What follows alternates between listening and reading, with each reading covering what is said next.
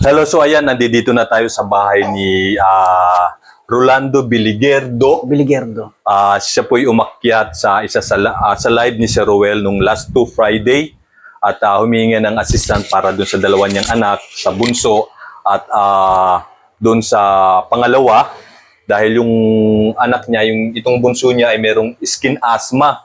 So lagi ho nila napapacheck up yung anak tapos may mga maintenance na, no? Meron na po. Maintenance para sa skin asthma niya. Tapos nagagalit.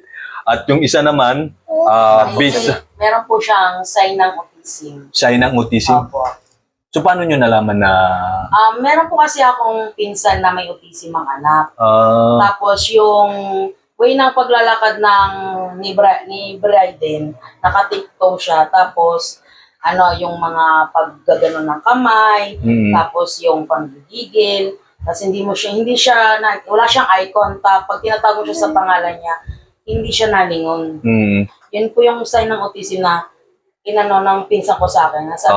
Sabi ng pinsan ko, yung ganyan kasi yung sa kanya, napacheck yung up parang niya. tawag dito. Sabi niya sa akin, pa-check up mo din niya kasi meron siya mga sign. Oo, yung sign ng pagiging Oo, autism. kaya parang nalaman namin na ganun kasi lahat ng meron sa anak niya, meron din Ganon sa din sa anak ninyo. So yun yung isa sa mga nakita pero hindi pa ninyo siya napapacheck up para nga ma-confirm. Gawa siyempre walang pang-check up na naman dun sa ninyo. At saka, nung nagkaroon po siya ng sakit, pina-check up ko po siya, sabi po ng PIDYA, meron nga daw po. Binigyan niya po ako ng hospital dito sa may Tansa, Divine Mercy ata yun, Oo. na meron diyang development PIDYA para nga po sa mga may autism. Sa may mga autism. Parang Kasi- nakikita ko yun doon sa may Tansa. Parang lalong malapit sa Robinson. Oo nga po, parang Parang doon, po. Divine, parang yun nga doon sa Pati yung yung PIDYA na pinapacheck-upan namin, yun din yung Ayun yung in-advise tingin din sa niya. inyo. Oo. Kasi tinatawag niya eh. Oo. Walang eye contact. Walang reaction. Pag naglalakad nga, nakatito siya. So, Wala yun siyang reaction, wala siya, yung hindi siya natatakot mahulog or ano, kasi ang hilig niyang umakit sa mga matataas eh. Oo. Sa Kumbaga, pagpapakuha ng tubig yun. Laking ka lang. tapos pag gusto niyang uminom ng tubig, wala siyang sasabihin. Ganun lang, ganun. Parang, hindi naman siya pipi kasi simula nung bago mag-isang taon, nagsasabi siya ng mama, papa. Pero nitong pagtungtong niya ng 1 taon, doon na parang tumigil na. Tigil na yun. Okay naman siya maglakad ng baby, hindi naman nakaganon eh. Pero yung pagpasok na 2 taon, Ayun, yung pumasok na yun na hanggang ngayon diretso, ganun na, mayroon na siya, hindi na siya nagsasalita, wala na lahat talaga, pati yung eye contact, pag tinatawag mo, wala talaga. so bakit hindi nyo pa napapa-check up para malamang ma-confirm yung Ang sabi po kasi ng pinsan ko, mahal po talaga ang check-up. So magkano yung Pumapalo po ng 5K to 10K, depende po sa check-upan namin. Meron naman po, kaya lang masyado naman po malayo, PGH pa. sa PGH, so Masyado pong malayo. Tapos, pagdating po namin sa PGH, hindi man po siya kagad mag-check up eh. I-schedule pa po siya ng 1 taon. pero meron na kayong parang napag-inquire na Yun hospital. po, yung development PGH, Divine Mercy po. Divine sa Mercy, May magkano Tansa. yung Ang dyan to, 4.5 to 5K, mas mura siya. mas mura, mas okay na rin kaysa pupunta PGH, Ganun mamamasahe, din po kasi kakain ng maghapon uwi. eh, pipila Kaya, pa po. Wala, maagar, madaling araw pa lang. Tsaka pamasahe din. Pamasahe, malaki. Oo, tapos ang tagal pa, laki ng oras ng i-google din para mapaano. Pero kung ganun din lang naman ang presyo kahit papaano, pwede na. Kasi mamamasahe ka papuntang PGH, ang layo. Tapos yung pagkakain nyo pa doon sa Pagkain pa tapos yung pagod pa ng bata, yung syempre. paghihintay kasi nga siyempre kailangan pumila maaga kasi gobyerno, yun yung isa sa So nakapagpa-check up, ang problema din lang mapapa-check up pa para. Pero nakapag-inquire na kayo doon na gano'n yung pricing niya. So yun yung anak nila, yung pangalawa, yung sinundan dito. Tinanggal na yung mic natin. Tinanggal. So ayun, yung pangalawa nilang anak na lalaki, tulog siya ngayon gawa ng sa gabi. Mas na po natutulog. Hindi natutulog siya sa gabi, no? Gising talaga siya. Talagang magdamag yun. Nanonood lang, Oo. naglalaro. So kayo din, kailangan dapat Kasi busy. Palitan kami, palitan kami Hindi naman po namin dalawa. siya pwedeng iwan kasi Okay, nga po, nga. ang hilig niyang umakyat. Saka kung ano nung ginagawa. Tapos pag CCR lang ako, kukunin yung tubig, kakalat. Oo. Ano siya, yung parang wala siyang takot, nakakaano siya, Oo. takot disgrasya kung tawag. Oo. Disgrasya. So, Delikado, kailangan hindi talaga pwedeng bantay. dililingotan. Hindi kasi nagsasalita. O, tsaka yun nga, di nga kasi gising sa gabi, umaga na matutulog, babawi ng ano.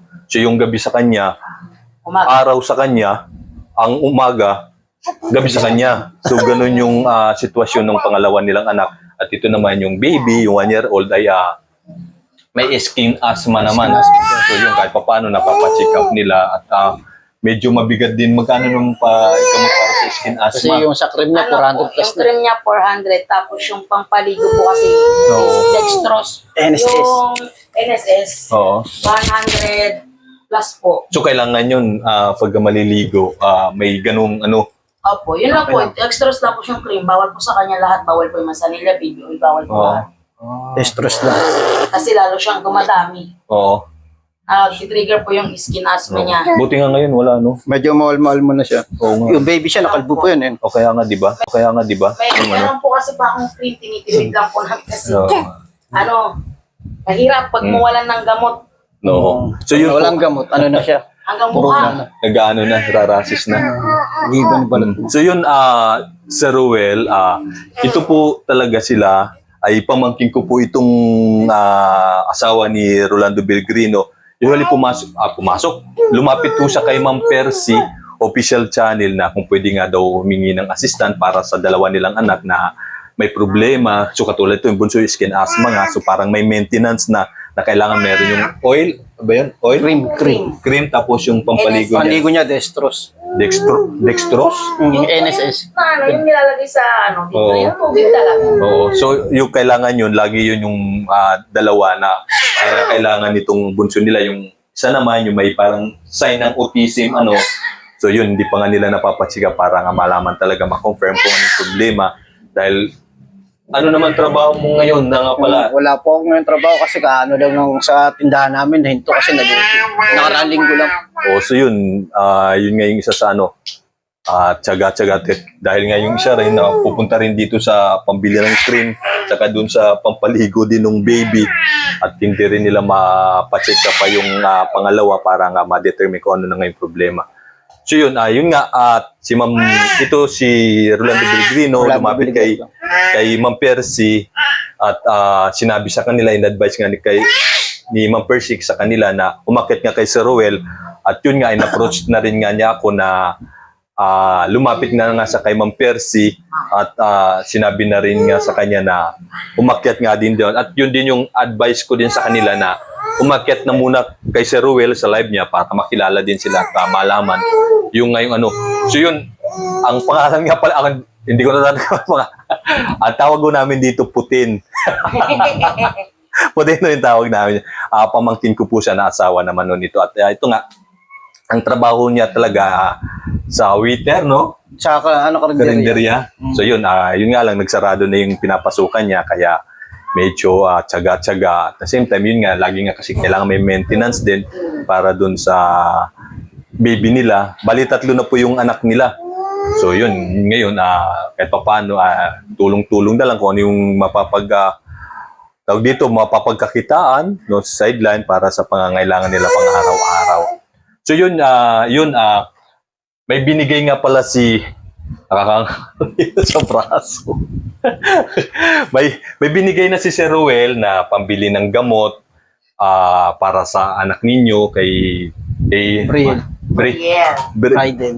Bryden. Yung isa, yung may parang Bryden, may autism to sa ano, sa tenga. sa pandinig, no? Ano ba yung hindi mo na masyadong Ito yung kabila lang yung isa. no?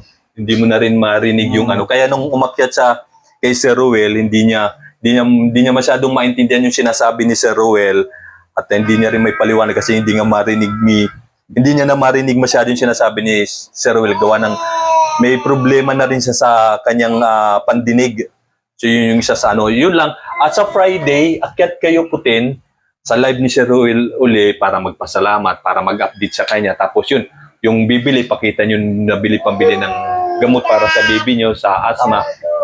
At sana, mabigyan din kayo ni Sir Ruel para pampacheck up naman dun sa kay Bryden sa pangalawa ninyo alam para ma-determine nyo kung ano talaga yung problem ninyo sa anak ninyo kasi nga ayun nga yung sinasabi yung parang sign na may pagka-autism gawa nung doon din sa pinsan Pinsan ko po. pinsan mo sa side ng tatay ko. sa tatay sa bayaw ko pala so yun pamangkin ko po siya at yun nga lumapit sila kay Ma'am Percy at in-advise ni Ma'am Percy na umakyat nga kay Sir Ruel at yun nga in-approach na nga rin ang ako nila na kung pwede makahingi ng assistant para pambili ng gamot sa dalawa nilang anak na may problema, no?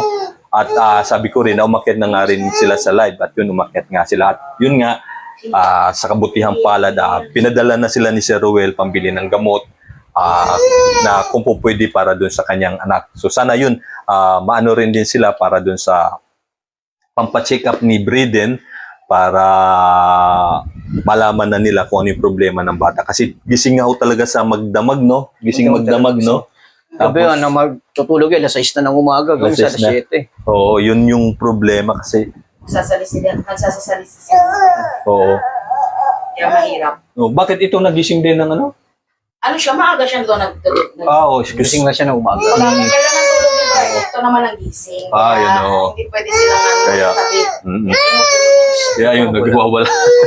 Nagwawala. Hinaharap ka talaga. Oy, flat kasi. So yun, at yun nga, nawalan din ng trabaho si Ando. Ando kasi yung tawag ho namin sa kanya. At yun, talaga nga, kailangan din nila para malaman din nila yung ano. Yun nga, siyempre, pinagkakasya na lang kung ano yung po pwede, pagkakitaan, kung ano man, kung ano na lang yung po pwede na ano.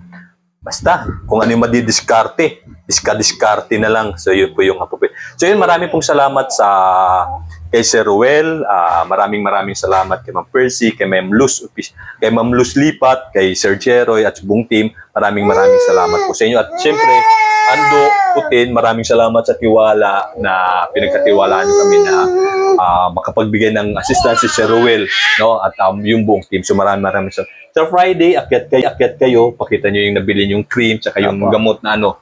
At siyempre, magpasalamat din kayo kay Sir Ruel na personally na doon sa ibinigay niya ng ano. At sana mabigyan kayo ni Sir Ruel para pampacheck up doon kay Bryden, no, na ang dagdag sa kung ano man na po pwede para malaman na ninyo talaga kung ano yung problema, kung ano yung po pwedeng gawin para doon sa anak ninyo, no, kay Bryden na pamangkin ko din. So yun, hindi, lolo na pala ako. Lolo na pala ako. Kasi pamangkin ko kasi siya. So, ayan, apo ko na pala siya sa mga pamangkin. Okay, so yun lang. Maraming salamat. So, thank you. Salamat po. Sige po, salamat. God bless po.